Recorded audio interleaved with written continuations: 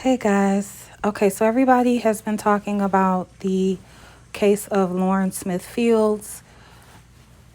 She's a 23-year-old Connecticut woman who was found dead in her apartment after inviting a man from the internet dating site called Bumble back to her house. He called 911 and the police came, took the body, and did not notify her family. Her family was looking for her, so they went up to her apartment. There was a note on the apartment door that said, if anyone is looking for Lauren Smith Fields, please come to the leasing office or call the leasing office immediately. They did so, and the leasing office informed the family that she had been murdered. The family is now they're planning on suing the police department, as they should. But the man that was with her that night is white. He was never investigated all of this time. This happened on December 12th. And they did not release the medical examiner's autopsy until yesterday. So again, this happened on December 12th. So everyone's talking about this, but I just wanted to point out something very interesting that I saw in this article from CNN because I've been following this case. This case was not getting any major national coverage. Today, all of a sudden, I see it on CNN, BuzzFeed, Daily Mail, New York Post, Rolling Stone. Those are national public media outlets. I have not yet seen it on national news like I've seen the murders of Gabby Petito and the young white woman who was recently murdered. She was a UCLA student. She made national visual news. Immediately, they've already arrested her killer, allegedly. So a lot of people were getting upset because it wasn't getting the coverage that it should. Again, I didn't notice it on any national platforms until yesterday. I will say now here's the thing. I'm saying this to make a point. I do not like Cardi B, period. But I am objective, which means I can look at a situation and point out facts and make assumptions and bring up points, regardless of my personal feelings towards someone or something. So I'm able to put my personal feelings aside and look at something. Black women do not get any coverage when they go missing or murdered, period. They don't. There has to be some type of outrage. And I will say that her family, we first need to acknowledge Lauren Smith Fields' family for going so hard. They've been doing a lot of interviews, even though they may not have been nationally covered yet. They have been doing a lot of interviews. They've been doing protests and marches in front of the police station at Bridgeport, Connecticut, where this occurred. They have been speaking out about it. So the credit needs to go to her family first. The second amount of credit for this story gaining national attention has to go to social media. There have been several TikToks that have been done in regards to her murder. I believe it was a murder. And a lot of those TikToks have been done by white women. There have been a lot of TikToks done by black women as well. But I've seen a lot from white women calling out how her case, Lauren Smith Fields, well, it's just now becoming a case because it was not criminally pursued prior, is not getting the same attention as other women who have been murdered, white women who have been murdered, and how she deserves national media coverage. Cardi B, I bring her up because she actually used her platform for good, for once. 2 days ago. She actually tweeted this. And now, again, 2 days ago, I didn't see any national news coverage on this case. Local, yes. YouTube channels, yes. But national, no. I could be wrong. I didn't see it. She tweeted this 2 days ago. Okay, so it's written in broken English, whatever. The point is, she was saying that Lauren Smith Fields was not getting the coverage that she needed to get.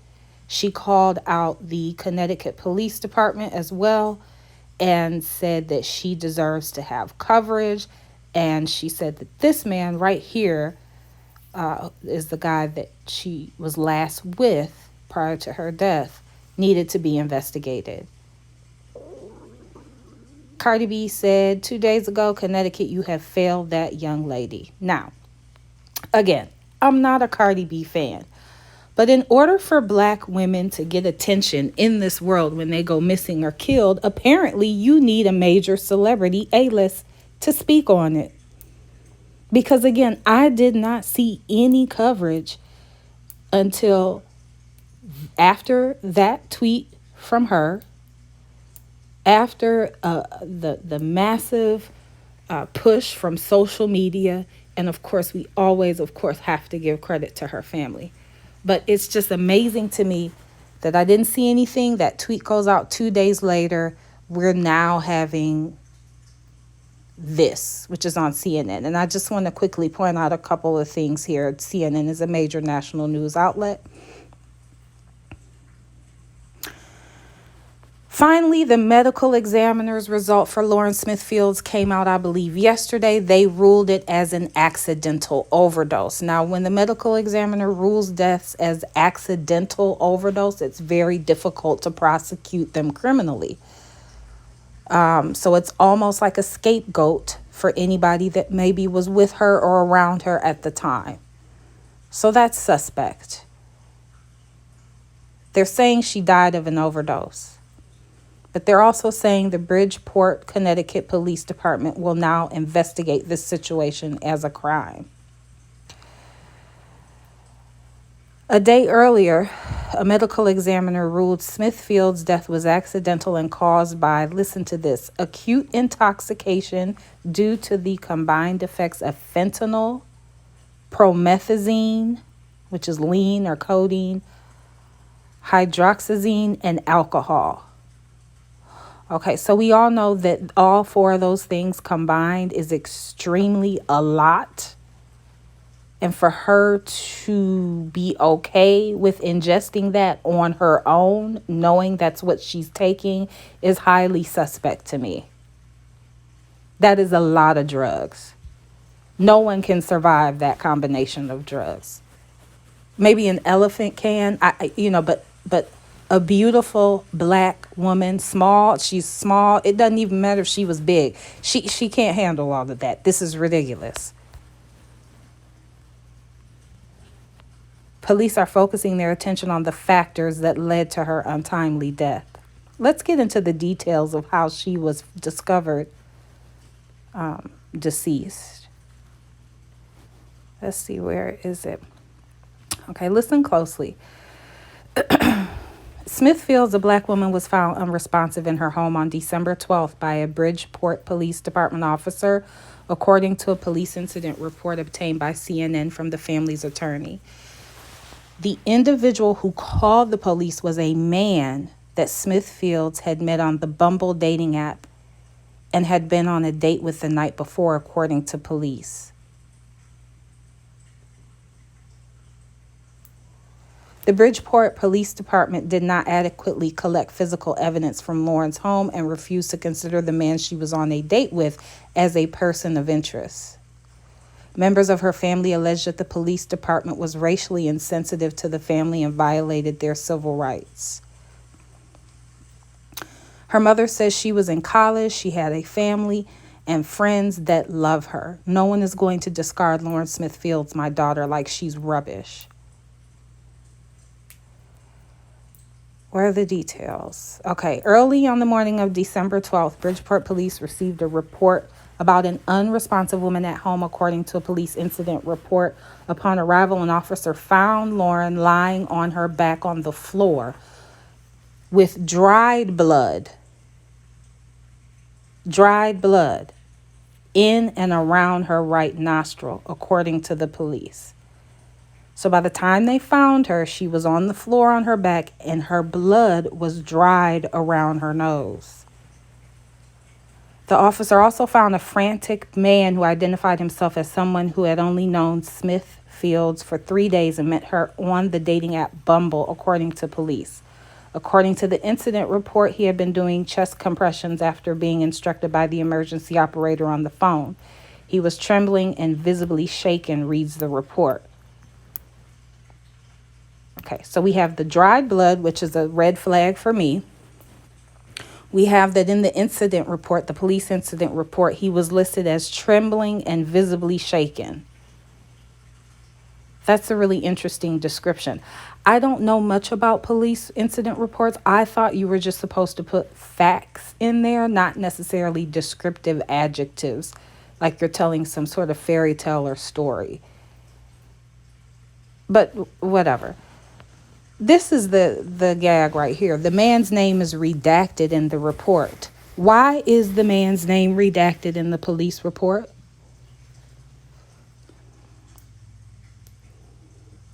Another red flag. What for? Why?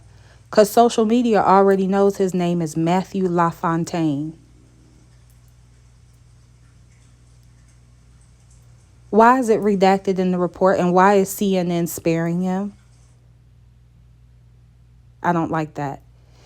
He told the police that he had arrived at Smithfield's residence the night before after she invited him over. They were drinking shots of tequila when she became ill and went to the bathroom to vomit. The man told police, according to the report, after her return, they continued drinking tequila with mixers, played games, ate food, and started watching a movie, according to police. So she was drinking shots of tequila, got sick, came back out, continued drinking, playing games and watching the movie with him, this white man, Matthew LaFontaine, age 37, Bridgeport, Connecticut. At some point during the night, Smithfield's brother stopped by her home to collect clothes from her. When she came back, she went to the bathroom for approximately 15 minutes, according to LaFontaine. So her brother came by while he was at her house. The brother said that he didn't know anything strange or different about his sister. I need more information from the brother. Did you go in the house? Did you see the man there? Did she come out and bring you the clothes? Did you come to the door? Did you come inside? What was the conversation? How did she look? How did she sound? Did she tell you what she was doing? We don't have any information from the brother on that. So you stopped by her house while her murderer was there, allegedly. And he needs to speak up and clarify what happened. That's strange to me. But I'm not focusing on the brother right now. When Smithfields fell asleep on the couch, this is according to the man that was there with her that night, the man carried her to the bed and fell asleep next to her. When he woke up very early that morning to use the restroom, he said she was snoring. But then when he woke up a couple hours later, he said he saw her lying on her right side with blood coming out of her nostril onto the bed, prompting him to call police, the report states. So if there's blood coming out of her nostril onto the bed, that to me means it's actively flowing or it's fresh blood. It's moving blood. It's fresh blood. So then why, when the police came, was the blood already dried? How long did you sit there with her before you called 911? Because we just said the paramedics came. They saw her on her back, on the floor, which I don't know if the 911 operator had him put her on her back to do chest compressions.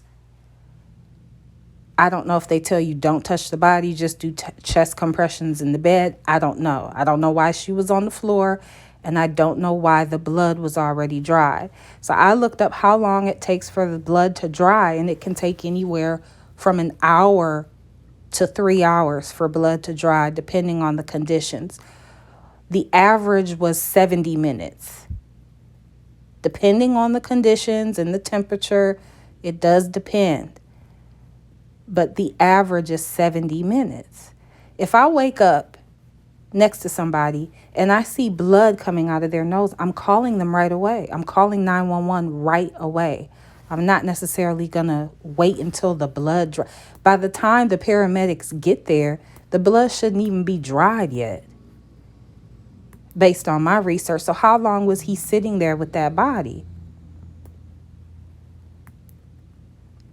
So that's a fourth red flag in this CNN article. So he calls the police. Medics on the scene pronounced her dead and said she had been dead for at least an hour or more. So she had been dead for over an hour.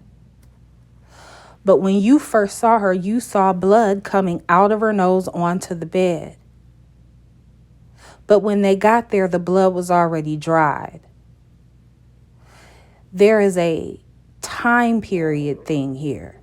How long was he with her before he called 911?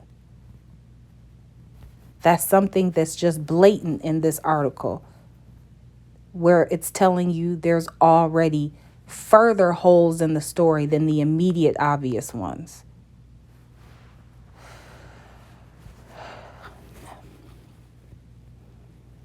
Officers collected several items as evidence, including more than $1,300 in cash, her passport, a credit card, and her cell phone, according to the police report.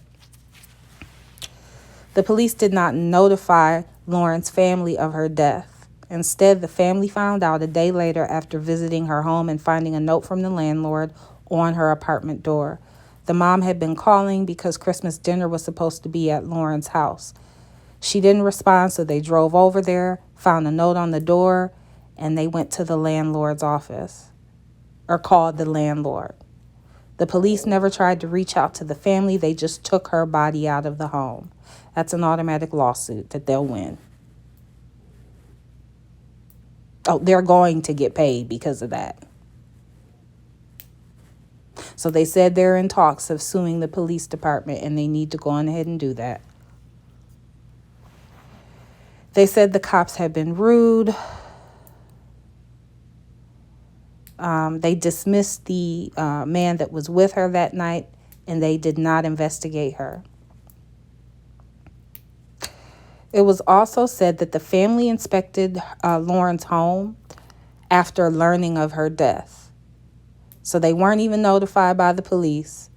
They decided to go up in the home to try and figure out what was going on. The attorney alleges that they found a used condom, a sedative pill, and the blood-stained sheet. All of that was still left in the apartment, along with an overturned plate of food and bottles of alcohol. The family took pictures of those items and then called the police station and told them, hey, you guys need to do an investigation of this apartment. First of all, you didn't tell us that she was deceased. We had to find out a different way. And now her apartment is just sitting here, and you guys haven't even come in and collected sufficient evidence. So we don't know when they went in there and got the $1,300 and the passport and the credit card. When did they do that? Because they didn't treat it as a crime scene. They didn't do an investigation in the apartment at all either. So they called on December 29th is when the police department finally sent their detectives over to the apartment to collect sufficient and further evidence and treat it as a scene. So it took them 2 to 3 weeks to do that. they're going to win that lawsuit. The attorney says that the detective described Lauren's Bumble date as a nice man to her brother and also told him not to jump to any conclusions when her brother inquired about whether or not an investigation would be pursued. They told them no, there will not be an investigation pursued. And there is now, today, all of a sudden. So I just thought that those things were interesting in this article, how his name was redacted in the police report. Yet it's all we know from social media what that man's name was. How they didn't decide to even start an investigation or investigate it as a crime scene or take sufficient evidence until 2 to 3 weeks later after the murder. Because I believe she was murdered. Okay, because he was the last person with her. How he states in the incident report he saw blood coming from her nose onto the sheets. But then when the paramedics arrived, the blood was already dried. Usually blood, blood to completely dry, it takes anywhere, I will say, from an hour or 70 minutes to 3 hours. You can look it up. It depends on the conditions. So why was there a delay between him finding her in the state she was in and calling 911? That was the last person she was with. Then all of the multiple drugs that were found in her system, to me, sounds like she was given that without knowing. Or the whole thing is botched and they're making everything up. The family has to pay for an independent autopsy. They do not trust the medical examiner's opinion of what happened here. I also need to hear more information from the brother.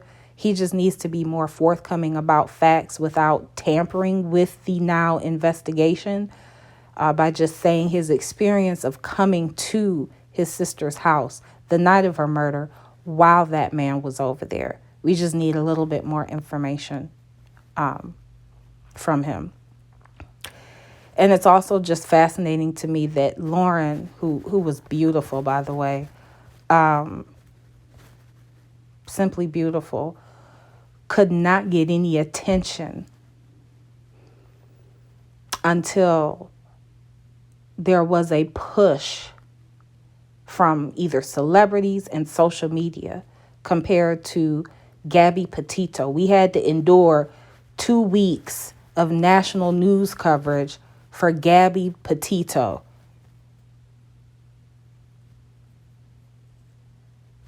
Every day for 2 weeks, it was national news, front and center. A major A-list celebrity has to literally use their platform to make a comment. Social media has to do 3,000, 5,000, 10,000 TikToks for her to even get coverage, for them to even investigate. So it's very interesting. It's very important just to continue to read the articles that come out and point out immediately, identify and point out the red flags and continue to ask questions.